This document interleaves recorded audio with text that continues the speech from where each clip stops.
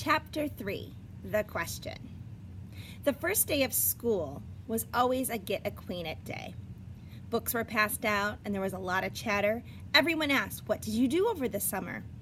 Periods 1 through 6 went by very smoothly for Nick. But then came period 7. Mrs. Granger's class was all business. The first thing they did was take a vocabulary pretest to see how many of the 35 words for the week the kids already knew. Tremble, circular, orchestra, the list went on and on. Nick knew most of them. Then there was a handout about class procedures.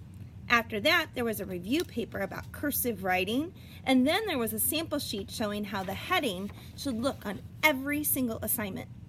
No let up for 37 minutes straight. Nick was an expert at asking the delaying question, also known as the teacher stopper, or the guaranteed time waster. At 3 minutes before the bell, in that split second between the end of today's classwork and the announcement of tomorrow's homework, Nick could launch a question guaranteed to sidetrack the teacher, long enough to delay or even wipe out the homework assignment. Timing was important, but asking the right question, that was the hard part. Questions about stuff in the news, questions about college the teacher went to, questions about the teacher's favorite book or sport or hobby. Nick knew all the tricks, and he had been very successful in the past.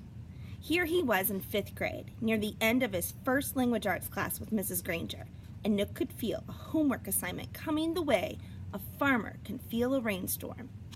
Mrs. Granger paused to catch her breath, and Nick's hand shot up. She glanced down at her seating chart and then up at him. Her sharp gray eyes were not even turned up to half power. "Yes, Nicholas? Mrs. Granger, you have so many dictionaries in this room, and that huge one especially. Where did all those words come from? Did they just get copied from other dictionaries? It sure is a big book." It was a perfect thought grenade. Kapow! Several kids smiled and a few peeked at the clock. Nick was famous for this, and the whole class knew what he was doing. Unfortunately, so did Mrs. Granger. She hesitated a moment and gave Nick a smile that was just a little too sweet to be real. Her eyes were the color of a thundercloud. "Why, what an interesting question, Nicholas. I could talk about that for hours, I bet." She glanced around the classroom. "Do the rest of you want to know too?" Everyone nodded yes.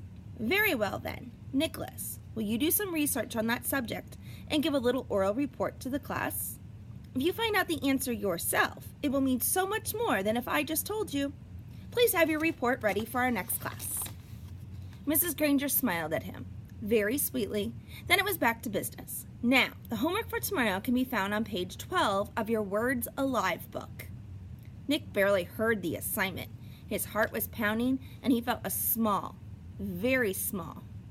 He could feel the tops of his ears glowing red, a complete shutdown, an extra assignment, and probably a little black mark next to his name on the seating chart. Everything he had heard about this teacher was true. Don't mess around with the Lone Granger.